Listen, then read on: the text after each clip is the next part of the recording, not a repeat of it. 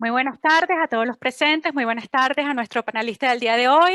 Hoy vamos a iniciar, son las 7 de la noche, hora de Europa Central. Hoy es el día 16 de abril y vamos a iniciar nuestro conversatorio sobre aspectos jurídicos de la crisis de los migrantes y refugiados en Venezuela, que es el título del libro del profesor José Ignacio Hernández. Es abogado y doctor en Derecho por la Universidad Complutense de Madrid. Es profesor de Derecho Administrativo y Constitucional en la Universidad Católica Andrés Bello y en la Universidad Central de Venezuela. Es igualmente profesor invitado de la Universidad Castilla-La Mancha y fellow de Harvard Kennedy School. Entre 2019 y 2020 fue procurador especial de Venezuela dentro del marco del estatuto que rige la transición a la democracia para restablecer la vigencia de la Constitución de la República Bolivariana de Venezuela, de la Asamblea, emitido por la Asamblea Nacional de Venezuela. Se ha dedicado a investigar y a escribir sobre capacidad estatal, Estado de Derecho y desarrollo, con particular referencia a la emergencia humanitaria compleja ocasionada por retrocesos democráticos. Es consultor independiente en temas de derecho y desarrollo y le damos la bienvenida el día de hoy. Muchísimas gracias, María Gabriela, por la invitación para estar hoy con ustedes, a Sigma y a Identity, por esta magnífica iniciativa que están haciendo en torno a la emergencia migratoria venezolana. Yo tengo una presentación que ya espero que la puedan ver, y la idea de esta presentación, que la preparé especialmente para esta conversación, es hacer una explicación sobre los orígenes, evolución y soluciones a la crisis de migrantes y refugiados de Venezuela, entendida como una crisis migratoria. Para ello vamos a ver los orígenes de la crisis, por qué esta debe ser una crisis enfocada como una crisis, y valga la redundancia, de desplazados forzosos, la importancia de los estándares humanitarios, muy especialmente el caso del decreto 216 en Colombia, hacia una visión multilateral y humanitaria, qué cambios cabría pensar o proponer en el derecho internacional para atender crisis como la venezolana, y un recordatorio de la conferencia de donantes de junio del año 2021. Para entender la dimensión de la crisis migratoria en Venezuela, es necesario recordar cuáles son los orígenes de esa crisis, la anatomía del colapso venezolano. Y tal y como voy a explicar, los orígenes de esa crisis responden a las medidas autoritarias o populistas que desde diciembre del año 1998 comenzó a imponer el entonces presidente Hugo Chávez, fueron continuadas por el entonces presidente Nicolás Maduro, y que derivaron en la destrucción de la capacidad estatal, la destrucción de la economía venezolana, la sistemática violación de derechos humanos y, en definitiva, una emergencia humanitaria compleja que está forzando a los venezolanos a huir del país. Todo empezó en diciembre del año 98, cuando los venezolanos, molestos, luego de un progresivo declive político y económico, eligieron a un líder autoritario populista como Chávez. Ah, Eso ocasionó, como hoy día se estudia en nivel comparado, especialmente en aquellos autores que han venido estudiando autoritarismos competitivos, como el profesor Steve Levinsky, el primer paso para destruir una democracia dentro de la democracia es la elección de un líder autoritario populista. Y desde el punto de vista comparado, además, yo me atrevería a decir que el de Venezuela fue uno de los primeros, si no el primer caso, en este declive global de la democracia constitucional que se está apreciando en el siglo XXI, en el cual el camino al autoritarismo comenzó con elecciones libres y democráticas. Poco después de ser electo presidente, Hugo Chávez implementó una clara medida autoritaria basada en la retórica populista, como fue convocar una Asamblea Nacional Constituyente que concentró los poderes de Estados en Chávez, y esto supuso una falla grave del sistema de pesos y contrapesos de la Constitución de 1961, porque los poderes públicos que bajo la Constitución del 61 han debido frenar el ímpetu autoritario de Chávez, no lo hicieron. Esto generó protestas civiles, impulsó la polarización, los eventos recordados del año 2002, Y eso llevó a Chávez en el año 2003 a reaccionar en contra del sector privado y de la sociedad civil. En contra del sector privado, Chávez reaccionó estableciendo controles centralizados sobre la economía que destruyeron los mecanismos de mercado, esto es, los derechos económicos que permiten a la sociedad organizarse para satisfacer sus propias necesidades. Pero además atacó a la población civil, atacó las libertades civiles como la libertad de expresión, con el ejemplo emblemático por lo demás del cierre del canal de televisión RCTV. El presidente Chávez avanzó en su política autoritaria populista ya sin ningún tipo de freno porque el sistema de separación de poderes había sido completamente desmantelado y entonces continuó con el ataque a los derechos económicos. Todos recordamos las políticas de expropiación. Y las consecuencias económicas de este ataque a los derechos económicos no se hicieron sentir debido al boom petrolero que comenzó en Venezuela en el año 2004, lo que llevó a Chávez a tomar control de PDVSA, a capturar el ingreso petrolero y a hacer un uso discrecional, corrupto y clientelar del ingreso petrolero, todo lo cual generó una suerte de ilusión de bienestar. Y recordamos que incluso organizaciones internacionales daban premios a Venezuela por su avance en la seguridad alimentaria, pero ese no era un desarrollo sostenido. No era un desarrollo sostenido porque no se basaba en el esfuerzo productivo de la sociedad civil, sino en el reparto corrupto y clientelar del ingreso petrolero, que como todos sabemos fue desviado del presupuesto nacional a fondos paralelos y opacos como el Fonden. Ya para el 2013, la politización de PDVSA había comenzado a colapsar la producción petrolera, los precios del petróleo venían cayendo y entre este efecto y el sobreendeudamiento, el país se vio con severas limitaciones para usar divisas, para disponer divisas. Y esto se tradujo en desabastecimiento, escasez e inflación. Y fue en ese momento cuando Nicolás Maduro es electo en unas elecciones absolutamente disputadas, en mi opinión, ilegítimas, y Nicolás Maduro asume la presidencia sin legitimidad democrática, sin el liderazgo carismático de Chávez y sin recursos. Esa es la explicación de por qué Maduro solo pudo mantenerse en el poder a través de la represión. Y es así como en el año 2014 el Estado venezolano asume como política la sistemática violación de derechos humanos. Al mismo tiempo, esta crisis que se venía arrastrando impactó severamente el cumplimiento de cometidos públicos. El Estado había dejado de invertir en el sector eléctrico, en educación, en salud, y esta es tan solo una imagen de ese colapso progresivo del Estado, como son el caso de los apagones. Ya para 2015, lo que era una crisis de desabastecimiento, escasez e inflación comenzó a mutar a una emergencia humanitaria compleja. En el derecho internacional, las emergencias humanitarias complejas son situaciones en las cuales ni el Estado ni la sociedad civil tienen capacidad para atender necesidades esenciales como consecuencia de conflictos políticos y civiles. Eso fue exactamente lo que pasó en Venezuela.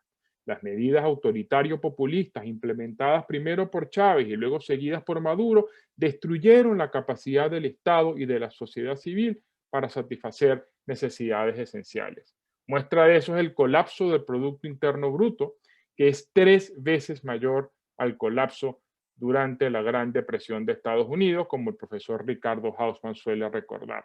Muestra de ello, además, recientemente lo destaca el ENCOVI, es el crecimiento de la línea de pobreza en Venezuela.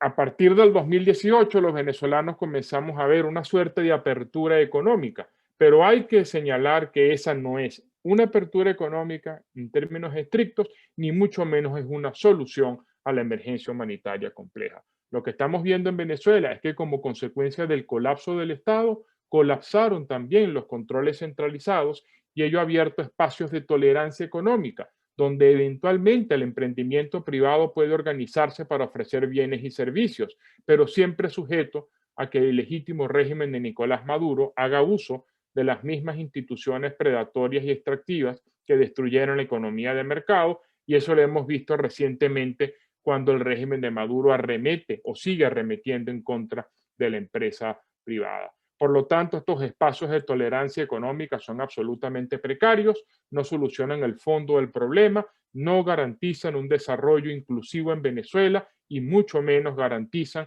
la satisfacción equitativa de necesidades esenciales, muy en especial en el marco de la pandemia del coronavirus, que para el caso venezolano supone una crisis sanitaria dentro de una emergencia humanitaria compleja. Si vemos este panorama, entonces, en realidad, Venezuela tiene todas y cada una de las características de países que han atravesado emergencias humanitarias complejas por colapsos estatales, estados frágiles o estados fallidos. Debilitada capacidad estatal, proliferación de organizaciones criminales, especialmente en el arco minero del Orinoco, en lo que debe ser considerado como un ecocidio, parte de las sistemáticas violaciones de derechos humanos imputables al régimen de Maduro, precisamente pérdida de control del territorio, desatención de necesidades básicas, sistemáticas violaciones a derechos humanos y el control social de la población, que lamentablemente se incrementa durante la pandemia. Por ello, la crisis venezolana es, y quiero insistir en ello, una emergencia humanitaria compleja. No es un problema político, no es un problema basado en que hay dos partes en disputa, en una diferencia política que debe ser solucionada a través de acuerdos políticos.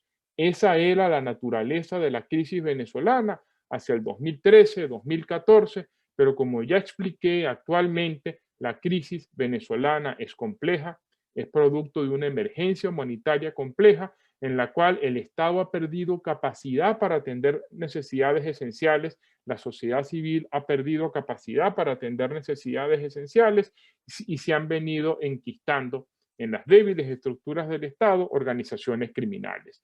Este fue precisamente el diagnóstico del Consejo Permanente de la Organización de Estados Americanos del 11 de septiembre de 2019, que invocando el artículo 6 del Tratado Interamericano de Asistencia Recíproca concluyó, cito, que la crisis en Venezuela tiene un impacto desestabilizador, representando una clara amenaza a la paz y a la seguridad del hemisferio. Visto bajo este lente, y esta es una foto de lo que está pasando en la frontera de Venezuela con Colombia en estos momentos, signo precisamente de este colapso estatal y de la proliferación de organizaciones criminales, como el día de ayer me parece recordaba la Cancillería de Colombia, al enmarcar entonces la crisis venezolana bajo este lente de la emergencia humanitaria compleja, el colapso estatal, la proliferación de organizaciones criminales, la sistemática violación de derechos humanos, entendemos entonces que la crisis de refugiados, de migrantes y refugiados es consecuencia directa de la emergencia humanitaria compleja. Y si vemos países que han pasado por colapsos similares al caso de Venezuela, podemos ver precisamente cómo uno de los síntomas del colapso estatal es la emergencia migratoria y de refugiados. ¿Y por qué esto es importante? Esto es muy importante porque la emergencia de refugiados y migrantes de Venezuela, el flujo de desplazados desde Venezuela no va a cesar si no cesa su causa, como es la emergencia humanitaria compleja, que no tiene lamentablemente un fin que pueda anticiparse en el corto plazo. Y esto es importante tomarlo en cuenta porque si bien es necesario bajo el derecho internacional humanitario, como explicaré un poco más adelante, atender a los desplazados venezolanos, satisfacer y garantizar sus derechos humanos, ello es claramente insuficiente porque el flujo va a continuar a medida que se agrave la emergencia humanitaria compleja y de allí el gran riesgo al cual se enfrenta la región, que una emergencia humanitaria compleja en Venezuela se disemine por toda la región, se expanda por toda la región en un momento, y yo quiero destacar eso, muy delicado para América Latina, que a consecuencia de la pandemia de la COVID-19 está enfrentando la peor recesión económica en un año, de acuerdo con el informe macroeconómico del Banco Interamericano de Desarrollo correspondiente al año de 2020. Pudiésemos decir entonces que América Latina se enfrenta a una tormenta perfecta, producto de la recesión económica sin precedentes que la pandemia ha originado y de una emergencia humanitaria compleja en Venezuela que progresivamente se está extendiendo en la región y que ya no es, lamentablemente, una crisis que los venezolanos podamos resolver solos. La emergencia compleja en Venezuela, la crisis de migrantes y refugiados en Venezuela es una crisis regional que si no se atiende, insisto, se va a expandir por toda la región y va a poder incluso representar riesgos globales. Los números evidencian esta conclusión. Para marzo de 2021 se estima que hay 5,5 millones de venezolanos en el exterior, de los cuales, y de acuerdo con ACNUR, 3,8 millones son desplazados. Solo tomando la cifra mucho más reducida de desplazados, como podemos ver aquí, tenemos una evidencia contundente, que yo creo que a veces los venezolanos no estamos muy conscientes de eso. La crisis migratoria de Venezuela es la mayor crisis que nunca ha conocido la región y es la segunda crisis más grave del mundo, tan solo seguida por Siria. La crisis de Venezuela es mucho más grave que la crisis, por ejemplo, de Afganistán. Y eso, insisto, perdonen aquí, es un dato cuantitativo que debe ser valorado. Además, desde una perspectiva cualitativa, ya lo dije ya, este flujo masivo de desplazados es consecuencia de la emergencia humanitaria compleja y del dramático colapso de la capacidad estatal en Venezuela, que pueden ustedes ver aquí, de acuerdo con el índice de estados frágiles de Fund for Peace, que mide la fragilidad del Estado. Mientras más frágil es el Estado, menos capacidad hay para atender necesidades esenciales. ¿Qué pasó en Venezuela?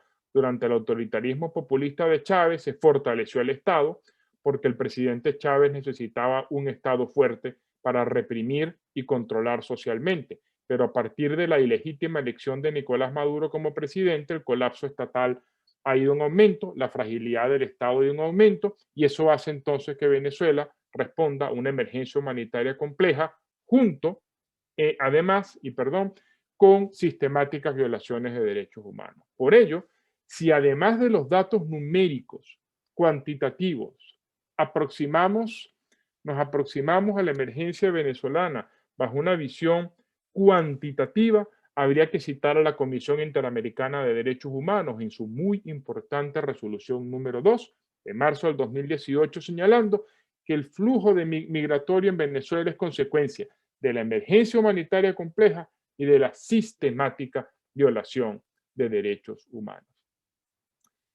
Al enmarcar la crisis venezolana en este contexto, uno puede entender por qué el catálogo conceptual que maneja el derecho internacional resulta absolutamente insuficiente para abarcar la crisis venezolana y por el contrario puede suponer un obstáculo para brindar soluciones efectivas.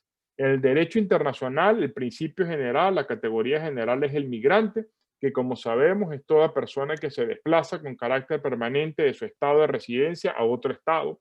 Dentro de los migrantes está la categoría de refugiado en sentido estricto, que responde a razones de persecución, de acuerdo con la Convención de Ginebra de 1951.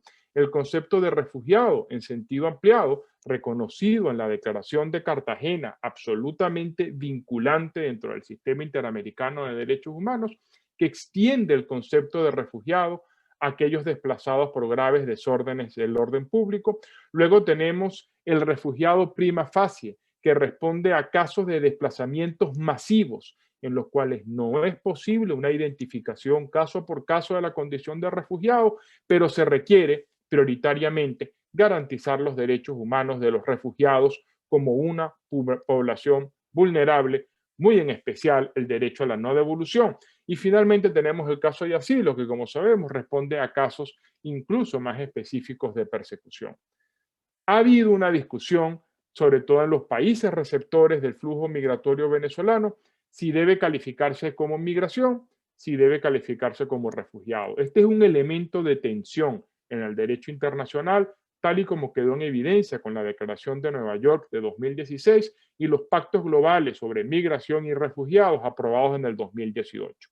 Los estados receptores suelen preferir manejarse en el ámbito de la migración, porque tienen mayor poder discrecional para decidir sobre la situación de los extranjeros. Por el contrario, el ámbito del Estatuto de los Refugiados es mucho más reducido porque ahí es imperativo garantizar derechos humanos. De ahí entonces la gran pregunta, ¿cuál es el estatuto que desde el derecho internacional aplica mejor a la crisis venezolana? ¿El estatuto de migrantes o el estatuto de refugiados? La respuesta viene de lo que antes decíamos. En tanto los desplazados venezolanos responden a una emergencia humanitaria compleja, el marco jurídico aplicable no solo es el derecho internacional de los derechos humanos, sino más en específico el derecho internacional humanitario, que se orienta a garantizar diversos estándares humanitarios mínimos, de los cuales yo aquí he traído 5. Primero, el entendimiento de que el flujo migratorio de venezolanos es ocasionado por la emergencia humanitaria compleja y por lo tanto los desplazados venezolanos son una población vulnerable. Segundo, el tratamiento tiene que ser el de una crisis humanitaria, porque los estados receptores no tienen capacidad para atender el flujo de desplazados venezolanos, tanto más si se considera que ese flujo, lejos de estarse agotando, parece lamentablemente que va en aumento, como ha sucedido recientemente con la situación de la frontera. Debe, en tercer lugar, otorgarse medidas de protección colectivas que garanticen el derecho a la no devolución y la protección de derechos económicos, sociales, culturales y ambientales. ¿Por qué mecanismos de protección colectiva? Porque no es posible, de nuevo, sustanciar procedimientos individuales. Si la crisis por organizaciones militares irregulares en la frontera de Venezuela ha generado un desplazamiento de, estimamos, 6.000 personas, es imposible pedir 6.000 procedimientos individuales para determinar si los que están huyendo de Venezuela quieren establecer su residencia bajo el derecho migratorio, quieren establecer su residencia bajo el derecho de refugiado. Eso simplemente no es posible. Entonces es necesario brindar medidas humanitarias colectivas. Además, cuarto lugar, en tanto la crisis venezolana es humanitaria y regional, debe ser abordada bajo el multilateralismo, especialmente en materia de financiamiento. Y por último, algo en lo cual se ha venido insistiendo recientemente, esta semana salió un magnífico libro publicado por la Universidad de Oxford en la materia. Los flujos migratorios pueden ser un catalizador para el crecimiento económico, como se refleja en la Declaración de Nueva York de 2016, en la medida en que un flujo seguro y ordenado de inmigrantes puede brindar nuevos conocimientos, nuevos know-how, como se llama en economía, al Estado receptor, y eso tiene un efecto dinámico de impulsión del crecimiento económico. Valga el comentario, tal y como ya de manera preliminar se ha venido concluyendo en diversos estudios sobre el impacto económico de los flujos migratorios en Colombia. Estos estándares humanitarios que, en mi opinión, deben ser los que rijan a la emergencia o a la crisis de desplazados venezolanos son precisamente los estándares incorporados en el decreto 216 dictado por el gobierno de Colombia el pasado 1 de marzo, que en mi opinión constituye un ejemplo a seguir en la región. 3 principios básicos. Reconoce que los flujos migratorios responden a una emergencia humanitaria compleja, otorga mecanismos temporales y complementarios de protección basados en la no devolución y tercero, pasa por alto toda la discusión conceptual sobre la calificación jurídico formal de los desplazados venezolanos y presta su atención, coloca su atención allí donde la atención debe estar enfocada, cuál es el reconocimiento de estándares migratorios. En la literatura de derecho internacional de los derechos humanos en temas migratorios ha habido una preocupación reciente sobre cómo la complejidad conceptual de la materia puede ser un obstáculo para la atención de los derechos humanos y de allí la recomendación de enfoques pragmáticos que, centrados en la dignidad humana, se orienten a brindar estándares de protección colectivos más allá de la calificación jurídica que se dé, y ese es precisamente el enfoque acertado por lo demás del decreto 216 de Colombia.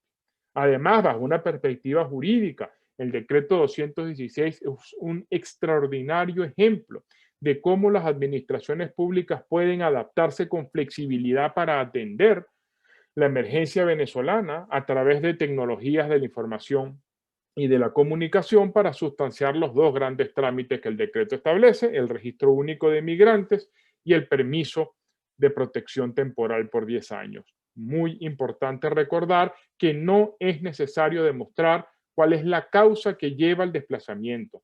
Los venezolanos desplazados no tienen que demostrar que han sido perseguidos, que han huido de Venezuela por la emergencia humanitaria compleja. Ya el decreto presume que los desplazados venezolanos responden a una emergencia humanitaria compleja. Por lo tanto, libera de cualquier carga probatoria la necesidad de demostrar las causas que llevan al desplazamiento y por el contrario otorga de inmediato y de manera colectiva medidas de protección.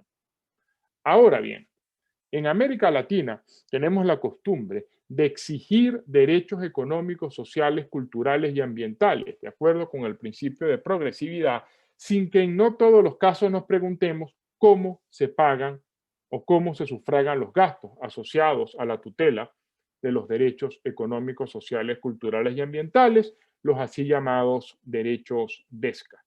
La atención de los desplazados venezolanos y el reconocimiento de los DESCA y de los demás derechos humanos y, en definitiva, la promoción de estándares de protección a los venezolanos que son desplazados implica la realización de actividades atadas a gastos. Y en tanto estamos hablando de estados receptores, implica asumir gasto público. De allí que uno de los elementos determinantes en las emergencias humanitarias de desplazados es el financiamiento. Dani Bahar y Megan Dooley del Brookings Institute han venido haciendo un seguimiento riguroso del financiamiento recibido por o generado o coordinado con ocasión a la crisis venezolana. Estos son los años de conflicto. Estos son en millardos de dólares los estimados. Y fíjense que este ejemplo es muy revelador.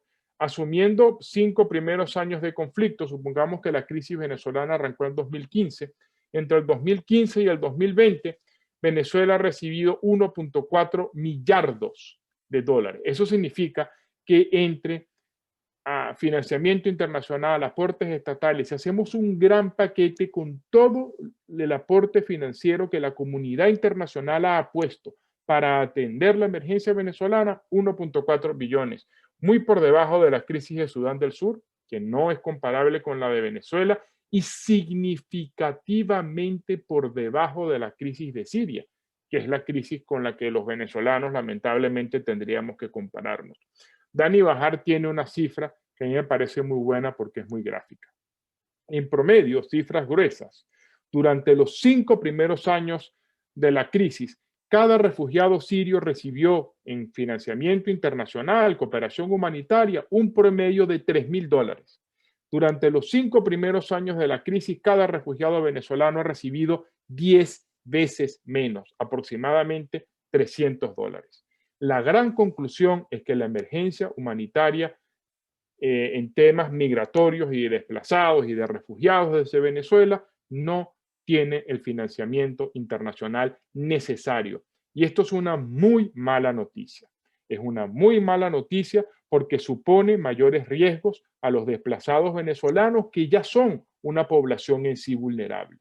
En segundo lugar, porque incrementa la posibilidad de que este desplazamiento masivo genere crisis humanitarias en los estados receptores, en tanto se vean incapacitados de atender a ese flujo de migrantes. ¿Cuáles son entonces los beneficios que tiene enfocar la crisis venezolana bajo el derecho internacional humanitario? 3 beneficios en los cuales yo quiero insistir. 1. Facilita el reconocimiento de estándares mínimos y homogéneos de protección. 2. Favorece una migración ordenada y segura como catalizador del crecimiento económico. 3. Facilita la cooperación multilateral, en especial en temas de financiamiento. Pero atención, no basta con medidas paliativas de atención a los desplazados, pues el flujo solo se detendrá si se resuelve la emergencia humanitaria compleja.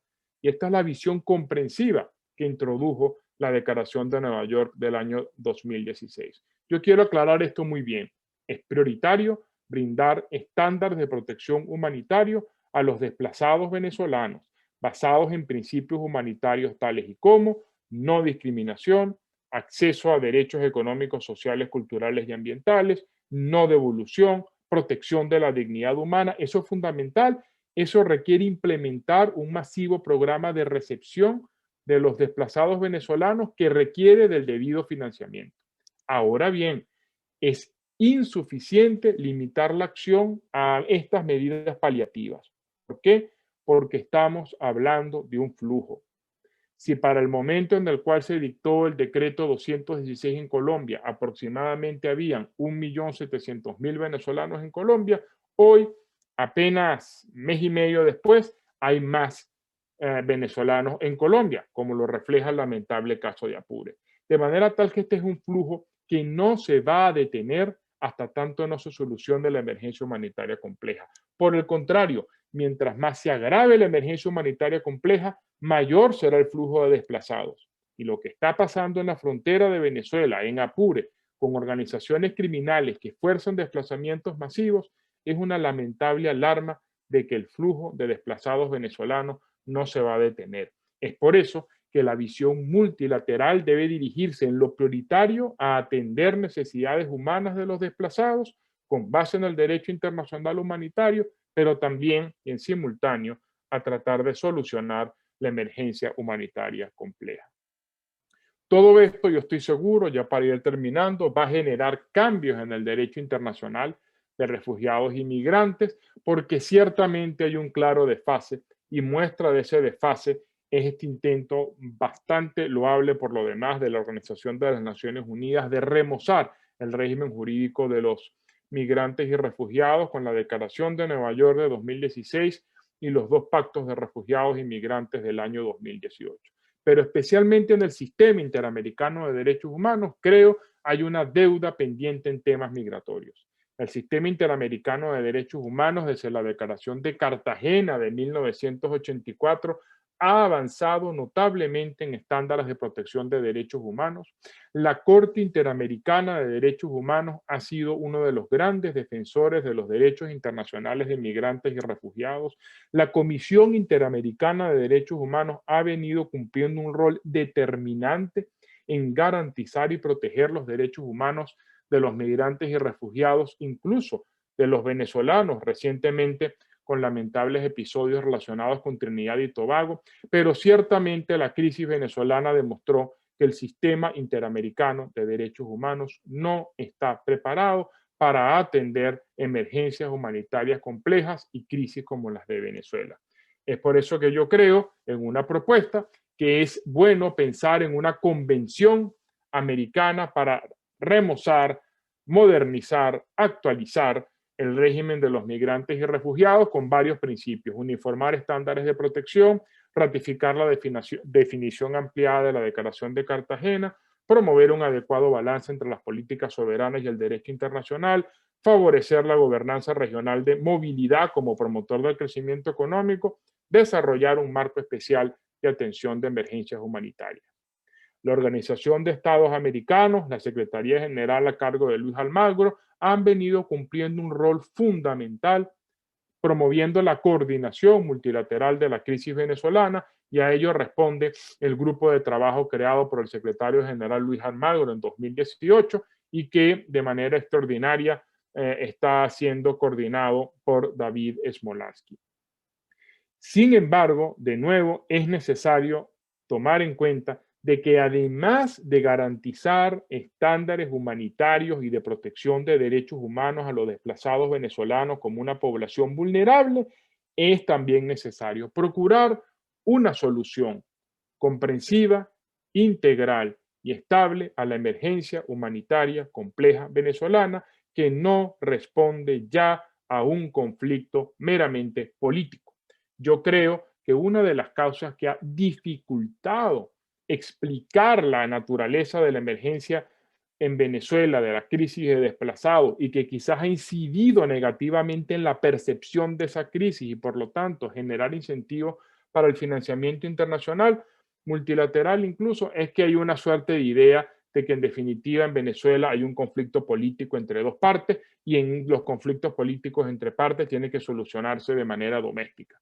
Yo quiero ser absolutamente enfático en eso. Esta no es la naturaleza de la crisis venezolana. Venezuela no solo es una crisis política debido al autoritarismo no competitivo de Nicolás Maduro, que destruyó las condiciones de integridad electoral.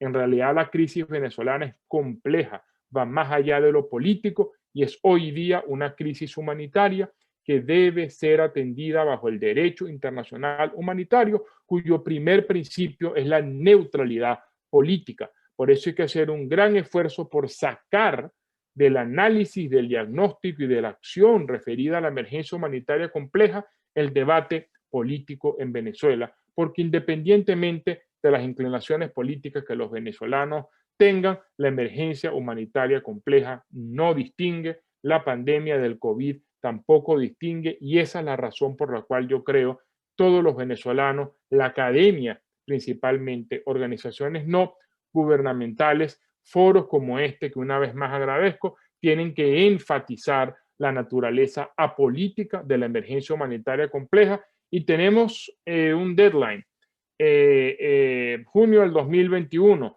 la nueva conferencia de donantes para refugiados e inmigrantes en Venezuela. No se puede perder esta oportunidad. Insisto, la crisis venezolana está subfinanciada. Es necesario apoyar iniciativas como la del gobierno de Colombia, que en plena sintonía con el derecho internacional humanitario y la responsabilidad colectiva para proteger, ha dado un paso al frente con una solución absolutamente innovadora como es el decreto 216, pero también debemos estar conscientes que el Estado de Colombia no va a poder atender aisladamente la crisis migratoria, el gobierno de Colombia no va a poder atender unilateralmente a los desplazados venezolanos. Es necesaria una aproximación multilateral que tome en cuenta, y esto es algo absolutamente urgente, el déficit de financiamiento que la emergencia venezolana tiene y que, insisto, está ocasionando problemas adicionales a lo que es ya una emergencia de por sí única en la región. Estas son las reflexiones que yo traía para ustedes. Muchísimas gracias de nuevo por la invitación y quedo enteramente a la orden para cualquier pregunta o comentario que tengan a bien formular. Muchas gracias. Muchísimas gracias, profesor Hernández. Bienvenidos los que se unieron unos minutos después de haber iniciado este evento. Obviamente nos deja muy preocupados, pero nos deja con expectativas. Tenemos obviamente que ayudar a Colombia, eso está claro. Yo desde el lado nosotros estamos del lado de Europa, hemos observado los mismos problemas, digamos, de calificación jurídica que los estados han deseado sí, ofrecer a los venezolanos. En definitiva, el venezolano en Europa recibe una protección complementaria, no una protección internacional de acuerdo a la Convención de Ginebra de 1951. Y me gustaría en este instante abrir una sesión de preguntas, ya sea por escrito, ya sea pidiendo la palabra, como se sientan mejor. Todos los presentes, y me gustaría también no solamente darle la bienvenida a todos los presentes, sino también al ministro plenipotenciario de Colombia, de la embajada en Berna, que está presente el día de hoy, y le agradecemos su apoyo y es un gran honor tenerlo aquí con nosotros. Luisa, si hay alguna pregunta, la podemos leer. Y si no, tenemos una pregunta de Mary Sam. Pregunta que cuándo son los eventos de donaciones y dónde se encuentra la información. Bueno, es muy sencillo, es muy sencillo. Basta con que ustedes, y déjame ver si yo lo puedo hacer, googleen conferencia de donantes en Venezuela, Canadá, y ahí saldrá toda la información sobre la conferencia de donantes. Si me permiten tan solo un segundo. Rápidamente, aquí tienen toda la información. Esta es la página International Donors Conference in Solidarity with Venezuelan Refugees and Migrants. Es en junio 17, 2021 y tienen aquí toda la información necesaria para promover esta iniciativa, participar en esta iniciativa. Yo creo que lo más importante de aquí a junio, organizaciones como Save My Identity, academias, ONG, profesores, todos tenemos un cometido que cumplir, que es explicar la narrativa de la emergencia humanitaria compleja en Venezuela, sensibilizar a la comunidad internacional y alertar a la región. No solo deben intervenir colectivamente para atender los derechos humanos de los desplazados, al ser eso un principio propio de la responsabilidad colectiva para proteger, es que también hay razones pragmáticas. O se procura una solución multilateral estable a la crisis venezolana, o repito, la emergencia humanitaria en Venezuela se va a expandir por toda la región, precisamente en el que puede ser considerado el peor momento socioeconómico de América Latina en los últimos tiempos.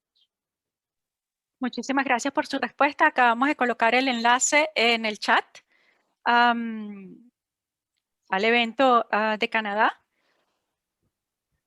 ¿Alguna otra pregunta, Luisa? La señora Carla Mendoza quiere tomar la palabra para formular una pregunta. Está en el momento si desea. Buenas tardes, muchas gracias. A propósito de lo que acaba de suceder con la visita de esta comisión del régimen de Maduro a Bruselas, mi pregunta sería, ¿de qué manera podemos nosotros manifestar nuestro temor a que este tipo de personajes se acerquen o puedan ingresar a la Unión Europea con tanta facilidad, con tanta libertad, especialmente Iris Valera, atendiendo a lo que acaba de decir el abogado José Hernández, de que debe haber una colaboración y los estados firmantes o los estados miembros de estas convenciones se deben abocar a la protección de los refugiados. Pero mi pregunta es, ¿cómo suceden este tipo de cosas y cómo podemos nosotros, los ciudadanos que nos encontramos dentro de Europa, manifestarnos y tener esa manifestación, hacerla pública y que tenga una contundencia? Bueno, esa es muy buena pregunta, ¿no? Y yo aquí, bueno, aquí no, toda esta charla yo le he dado estrictamente como profesor universitario con la autonomía e independencia que ello me garantiza.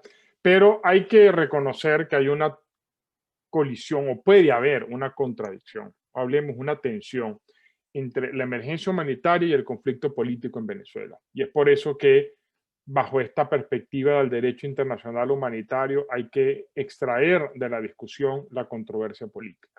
Bajo una perspectiva política, lo que tú dices es absolutamente cierto. El régimen de Maduro es un régimen ilegítimo, responsable de violación de derechos humanos, no es el representante legítimo de Venezuela. La representación legítima de Venezuela recae en la Asamblea Nacional electa en el 2015. En la presidencia de la República es ejercida por el presidente de la Asamblea Nacional, actuando como presidente encargado, el presidente Juan Guaidó, y por lo tanto Maduro no tiene ninguna cualidad, ninguna legitimidad constitucional para tratar de representar a Venezuela en Europa. Eso es absolutamente cierto. Ahora, bajo la perspectiva humanitaria y de atención de la emergencia humanitaria compleja en Venezuela, en tanto el régimen de Nicolás Maduro tiene cierto grado de control sobre el territorio, muy precario por lo demás, es indispensable procurar acuerdos humanitarios para que faciliten la entrada de la ayuda.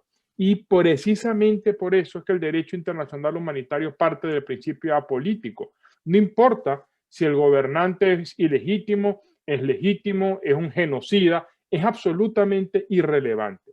Bajo el derecho internacional humanitario tienen que garantizarse esas necesidades esenciales.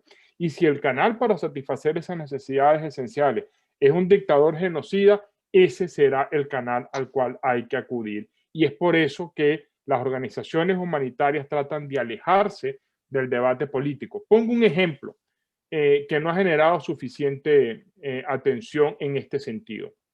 La semana pasada los venezolanos nos enteramos de manera indirecta opaca como suele actuar el régimen de Nicolás Maduro, que eventualmente el régimen de Nicolás Maduro habría decidido finalmente efectuar los pagos de aporte al mecanismo COVAX y habría emitido un pago de aproximadamente 64 millones de dólares. Ese es un pago que viola todos y cada uno de los principios constitucionales que en Venezuela rigen la administración del presupuesto público.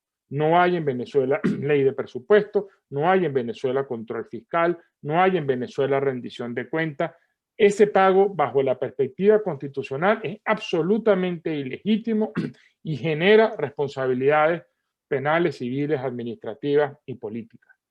Pero para ser absolutamente transparente, las personas que eventualmente reciban las vacunas que se compraron con ese dinero legítimo probablemente estén protegidas de igual manera, y aquí entonces este ejemplo, que es dramático, sirve para explicar que lamentablemente hay una contradicción entre la emergencia humanitaria y el conflicto político en Venezuela, y yo creo que eso es algo que ha afectado la debida atención humanitaria en Venezuela. Y entonces aquí yo creo que más bien el reto consiste en cómo ejercer presión sobre el legítimo régimen de Maduro, cómo elevar los costos al legítimo régimen de Maduro bajo el derecho internacional humanitario. Porque en definitiva, y con esto termino, si uno analiza esto bajo economía política, uno pudiese concluir que el régimen de Maduro no tiene ningún incentivo en aliviar la emergencia humanitaria compleja. ¿Por qué?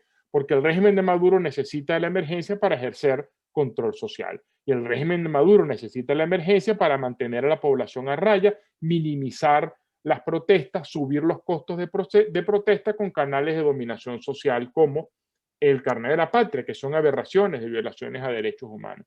Allí es importante generar el esfuerzo para exigir que cualquier suministro de ayuda humanitaria por el régimen de Maduro, en tanto el régimen de Maduro es quien tiene cierto grado de control sobre el territorio, respete los principios del derecho internacional humanitario, y eso beneficia al derecho internacional humanitario, pero beneficia también al conflicto político porque reduce el control social que Maduro tiene sobre la población, y en la medida en que la población entienda que ya no depende de los programas sociales de Maduro, porque hay ayuda internacional humanitaria, entonces la población podrá tener mayores incentivos para protestar, para resistir al régimen de Maduro. Yo creo que estos son el tipo de ideas en las cuales hay que confluir, pero definitivamente lo tengo que explicar con toda honestidad. Lo que no se puede jamás alegar bajo el derecho internacional humanitario es que el régimen de Maduro no puede suministrar vacunas porque es un gobernante ilegítimo. Sí, es ilegítimo, pero si un gobernante ilegítimo suministra vacunas bajo los estándares humanitarios, eso cumple perfectamente con el derecho internacional humanitario, aunque todos sabemos será consecuencia de un ejercicio de facto, abusivo y poco transparente del poder. Muchísimas gracias por esta aclaratoria. Yo creo que cada uno de nosotros está entendiendo mejor cuál es la situación. Vemos que Cristina Rivas ha solicitado la palabra. Perfecto. Cristina, si deseas hacer la misma pregunta que tenías escrita, la vas a hacer. No, la voy a hacer en directo. Perfecto. Dos inquietudes. Perfecto. Una, disculpe que llegué tarde porque estaba en una reunión de asistencia humanitaria justamente para los enfermos de COVID en Brasil, que como todos sabemos es una situación difícil para la migración venezolana. Pero las dos inquietudes o preguntas serían las siguientes, de acuerdo a lo que usted ha expuesto. Uno, entonces estamos hablando que la migración se ha convertido en una industria social que favorece esquemas de poder, en este caso autoritario. Cuando se expande toda una población, usted habla de que se pasa el control social hacia otras esferas, en este caso América Latina. Y a mí siempre me ha preocupado porque aquí los antropólogos en Brasil hablamos de que realmente se ha convertido en una industria, la industria de la miseria. Así como el COVID se está convirtiendo en otro fenómeno social para la miseria porque se excluye de la vacuna. Esa sería una pregunta. Pero lo que más me interesa ahorita es lo que usted propone de una nueva narrativa de nosotros diríamos, asociados en la actividad de la migración, una nueva narrativa, inclusive le pone fecha de aquí a julio, donde nosotros podamos expresar o dirigir nuestro foco también hacia el interior de Venezuela, en cuanto a la emergencia humanitaria. Y a mí me parece interesante porque en estos días creo que María Gabriela o fue Ani que me hizo esa pregunta, y yo le decía que estaba amparada en 3 principios internacionales, entre ellos la neutralidad.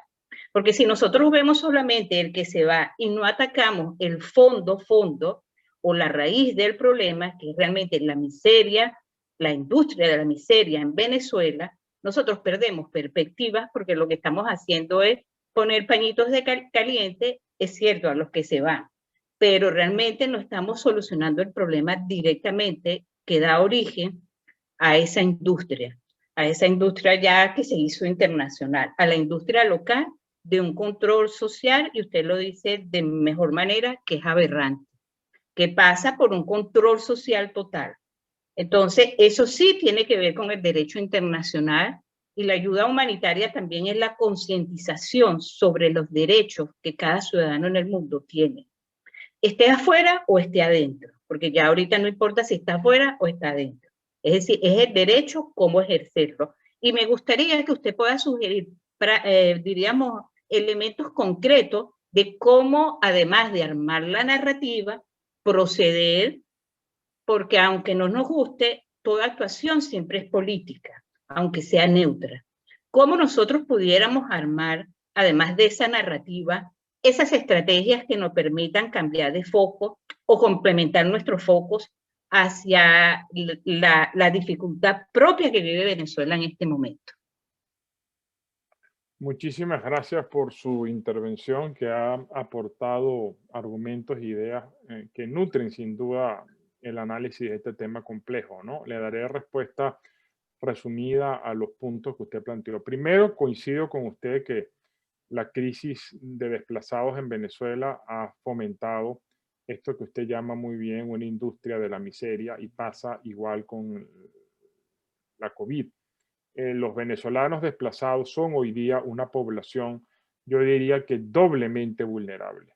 Son vulnerables en tanto desplazados forzosos, son vulnerables dentro de la emergencia sanitaria de la COVID, y eso, perdón, amplía las posibilidades de tratos abusivos, de violencia, de xenofobia, de exclusión. Betilde Muñoz, desde la Organización de Estados Americanos, ha venido realizando un trabajo magnífico para promover la inclusión de los migrantes, y yo creo que ese es parte del reto que está enfrentando América Latina en este caso. Luego usted me pregunta, bueno, ¿cuáles son las acciones concretas? Yo creo mucho en la narrativa. Cuando yo hablo de narrativa es cómo ordenamos las ideas, cómo expresamos las ideas, cuál es la fuerza motora de las ideas. Si usted está hablando, o si hay una organización no gubernamental que quiere hablar de la crisis humanitaria en Venezuela y comienza diciendo que Nicolás Maduro es un gobernante ilegítimo y tal, el receptor de ese mensaje ya va a decir, no, esto es un problema político, hay 2 partes en conflicto, y entonces se llega a lo que yo lo tengo que decir con mucho respeto como profesor, este asunto que no termino de entender, ¿no? Que el problema es que en Venezuela hay 2 partes que no se ponen de acuerdo. Yo digo, eso era el problema en 2015, ese era el problema en 2016, pero no le podemos decir a los desplazados que el problema es que hay 2 partes que no se ponen de acuerdo, porque a decir verdad, tanto da. Lo cierto es que están siendo desplazados. No le podemos decir a los enfermos en Venezuela que el problema es que hay 2 partes que no se ponen de acuerdo. Y en realidad, además, si analizáramos ese argumento más en detalle, es falso que hay 2 partes que no se ponen de acuerdo. Lo que sucede es que hay un régimen autoritario y de facto que no tiene ningún interés en aliviar la emergencia humanitaria compleja, porque necesita de esa emergencia para poder distribuir los escasos recursos que maneja por mecanismos clientelares como programas sociales, carnet de la patria, y hay abundante literatura que explica por qué regímenes autoritarios se aprovechan de la crisis humanitaria. Entonces allí es donde yo creo que hay que incidir, en romper ese control social. ¿Y cómo se rompe el control social? Elevándole el costo de Nicolás Maduro, de ese régimen ilegítimo y violador de derechos humanos, de mantener control social sobre la ayuda humanitaria. Y ahora, si el régimen de Nicolás Maduro, por la presión, decidió finalmente pagar 120 millones de dólares para vacunar a 20% de la población. La presión tiene que ser para exigir que la implementación de ese programa de vacunación cumpla los estándares internacionales humanitarios. Y ningún aliado internacional, ni la Unión Europea, ni América Latina, ni Estados Unidos, va a apoyar políticas del régimen de Maduro que violen los estándares internacionales humanitarios absolutamente consolidados en el derecho internacional. Entonces, cuando yo hablo de narrativa, yo creo que para el tema de desplazados y en resumen, hay que empezar es directamente explicando por qué esta es una emergencia humanitaria compleja y por qué la solución requiere enfocar esto bajo el multilateralismo y el derecho internacional humanitario, y eso tiene, si así interesa, beneficios políticos, porque insisto, el régimen de Nicolás Maduro no le interesa ni que la crisis sea abordada bajo el derecho internacional, ni que aplique los estándares humanitarios. No le interesa que la crisis sea abordada bajo el derecho internacional porque eso limita su capacidad de extorsión, manipulación y depredación de la sociedad civil. Y tampoco le interesa aplicar estándares humanitarios porque pierde el control social sobre la población. Pero, y ahora sí que termino, hay que tomar en cuenta que no hay ninguna evidencia que nos diga que el régimen de Maduro tiene la intención o el interés de cumplir con esos estándares humanitarios. Por el contrario, el único interés, los únicos incentivos que tiene el régimen de Nicolás Maduro es administrar ayuda humanitaria, específicamente vacunas de la pandemia, por mecanismos clientelares. Y es por eso que hay que elevar el costo de Maduro de usar eso y de incurrir en esos abusos. Y eso será un paso más en solucionar la emergencia humanitaria compleja. Gracias. Muchas gracias. Muchísimas gracias por su respuesta. Y Luisa, si me corrijas o no, hay una sola pregunta que queda pendiente de Indira Mesa en Italia. Según su experiencia, ¿cuáles son los países de acogida que inmediatamente en la actualidad están cumpliendo con el reconocimiento de los derechos humanos DESCA a los venezolanos titulares de protección internacional? Bueno, yo diría que salvo excepciones, como ha sucedido con Trinidad y Tobago, todos los países de la región han venido dando cumplimiento a los estándares humanitarios. Por ejemplo, uno de los primeros países en reconocer la naturaleza humanitaria de la crisis venezolana aplicando la Declaración de Cartagena fue Brasil. En episodios como Chile, que el Poder Ejecutivo ha iniciado procedimientos de expulsión, la garantía de los estándares humanitarios ha estado a cargo del Poder Judicial. Ha habido respuestas y yo recomiendo revisar los informes que publica el Grupo de Trabajo de la OEA porque ahí ustedes verán todas las iniciativas. El problema, y vuelvo a insistir, es que son soluciones aisladas. Y soluciones aisladas, soluciones unilaterales son insuficientes para atender un problema regional y global como es la emergencia humanitaria compleja y la crisis de desplazados en Venezuela, y es por eso que yo he venido insistiendo en el necesario enfoque multilateral. Y el centro para promover ese enfoque multilateral es la Organización de Estados Americanos, que tiene dos grandes tareas que cumplir en relación con la crisis de inmigrantes en Venezuela. En resumen, tarea número 1, promover estándares uniformes en la región que promuevan un balance entre soberanía estatal en términos migratorios y cumplimiento de estándares internacionales en derechos humanitarios. En la medida en que haya uniformidad de soluciones, es más fácil la coordinación. En la medida en que cada país tome sus propias decisiones, la coordinación es más difícil. Para esta uniformidad de tratamientos o de estándares, el decreto 216 de Colombia, creo, es un muy buen ejemplo a seguir. La otra dimensión en la cual la OEA cumple un rol fundamental, financiamiento humanitario multilateral. No podrán los estados receptores garantizar los derechos humanos de los desplazados venezolanos, garantizar los DESCA si no tienen o si no solucionan problemas fiscales. Sobre todo, insisto, porque los países receptores en América Latina están enfrentando el flujo de desplazados venezolanos en la que es considerada la emergencia, la recesión más grande de América Latina. Eso contrae el espacio fiscal, reduce las posibilidades de expandir el gasto público y puede generar tensiones sociales ante la desatención de las necesidades de los migrantes, especialmente en temas de, por ejemplo, muy puntual, de vacunación. No hay duda, la Comisión Interamericana lo ha recordado en enero de este año, que dentro de los derechos de los refugiados está el derecho a la salud y a la vacunación contra la pandemia, sin duda, pero cada dosis vale $20. Entonces, un país recibe 100.000, 50.000, lo que sea, y la gran pregunta es de dónde salen los recursos para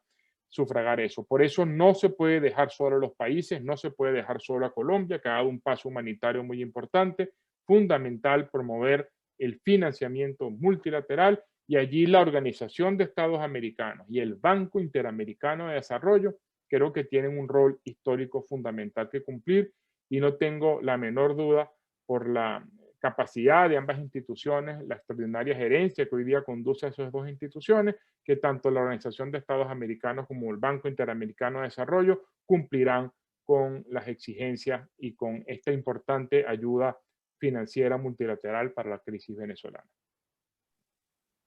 Muchísimas gracias por su respuesta.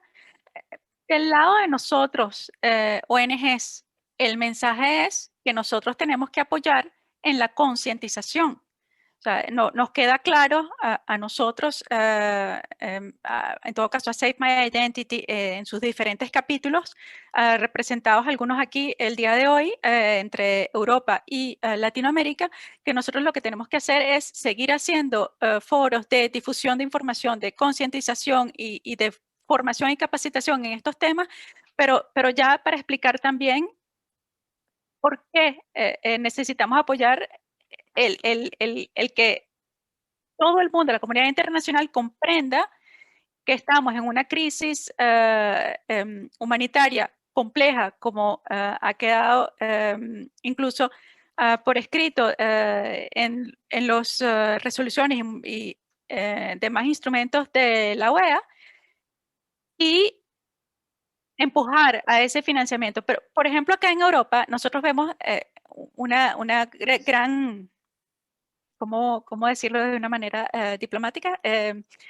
No sé, desconocimiento. Hay un gran desconocimiento de la situación en Venezuela, y todo se reduce efectivamente a lo político, a lo que usted explica. Y incluso ayer una persona de la Organización Internacional para las Migraciones me dijo, es mejor que en la narrativa de vuestra ONG no se diga que los venezolanos se sienten boicoteados por el órgano de la administración del Estado venezolano que expide pasaportes, porque se está absteniendo de expedirlos. Que mejor digamos que estamos en situación vulnerable porque por la situación venezolana, pero no ir más allá, no calificar y no tenemos que filtrar nuestro propio vocabulario para limitarnos a lo mínimo y decir, tenemos esta situación que es una situación vulnerable porque ya no tenemos identificación. Yo hablo por Save My Identity, ¿no? Por eso habla mi identidad, sin decir más nada. No podemos explicar más nada.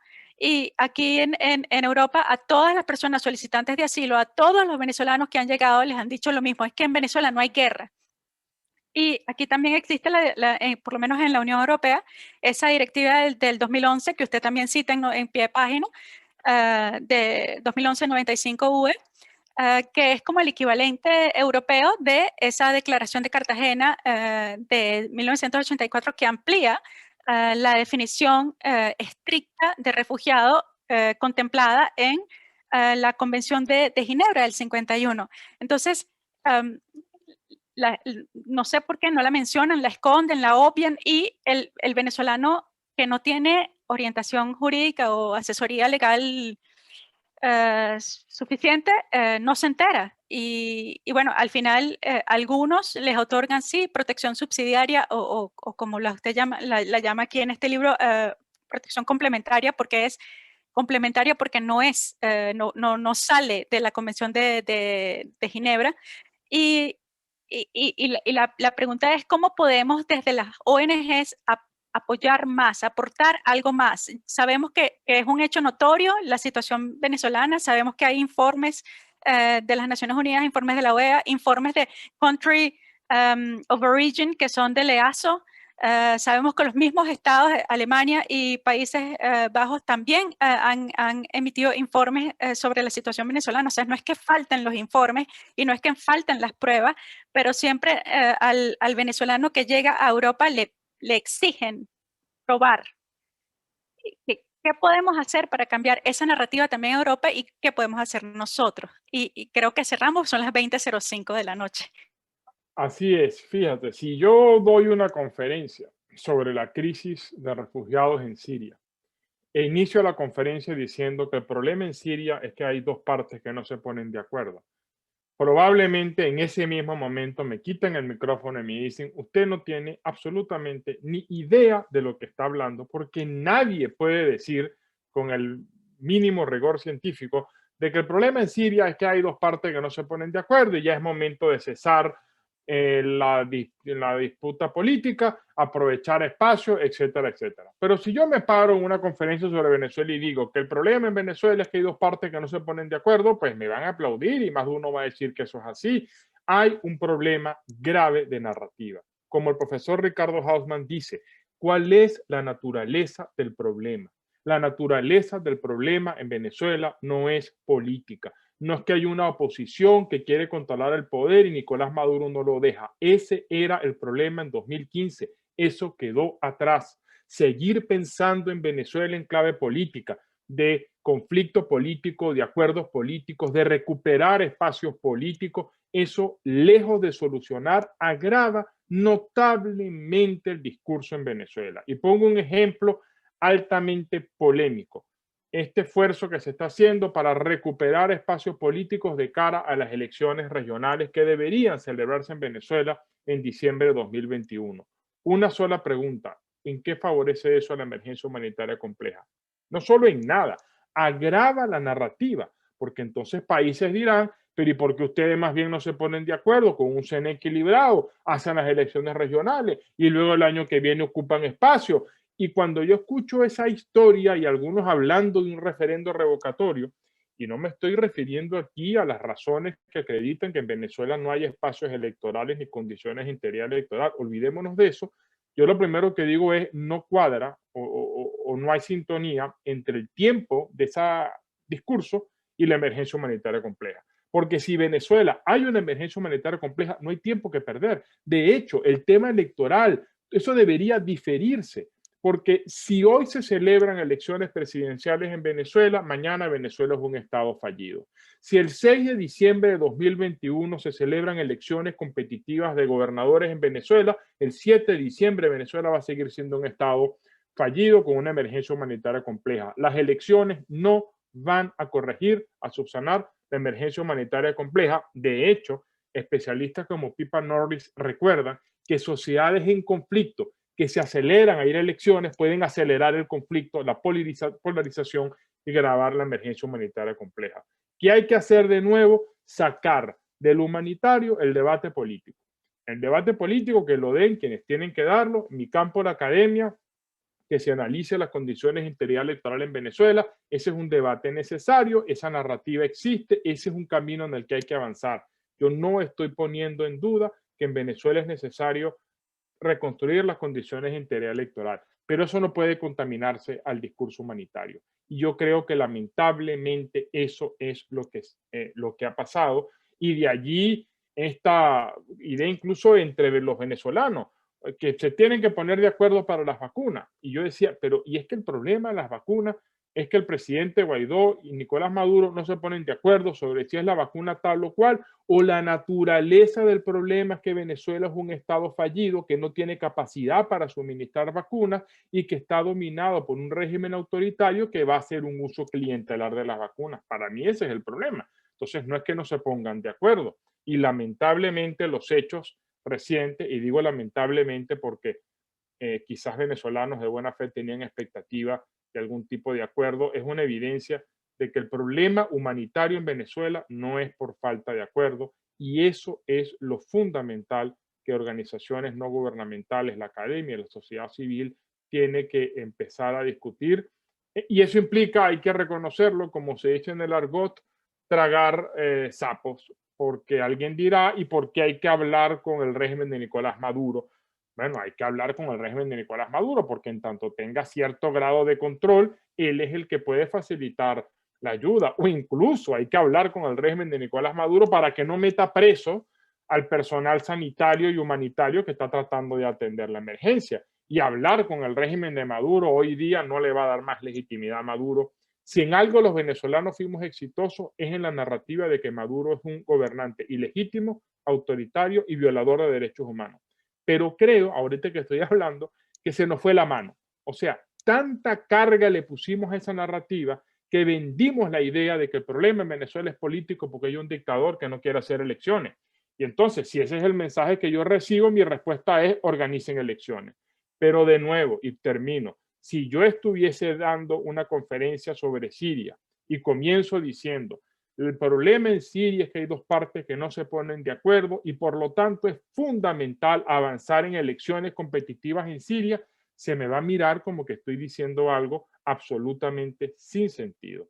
Bueno, la segunda crisis migratoria por debajo de Siria es Venezuela y cada vez que yo oigo a alguien diciendo que es que hay que ponerse de acuerdo para celebrar elecciones, yo digo, eso no tiene nada que ver con la naturaleza del problema, que es una emergencia humanitaria compleja. Las emergencias humanitarias complejas, la crisis de desplazados, no se solucionan con elecciones competitivas, si es que en Venezuela pueden celebrarse elecciones competitivas, asunto sobre el cual prefiero no emitir opinión hoy día. Ese es el mensaje y la recomendación que les dejo. Muchísimas gracias, profesor Hernández. Veo que son las 8:11 de la noche. Yo soy María Valer Sarmiento y me toca entonces despedir la sesión del día de hoy, agradeciendo nuevamente a nuestro ponente y a todos los presentes. Ya saben que esto está grabado, que lo vamos a editar, lo vamos a subir a nuestros canales de YouTube y enviaremos un correo electrónico a todos los inscritos para que puedan acceder al mismo. Muy buenas tardes y hasta luego.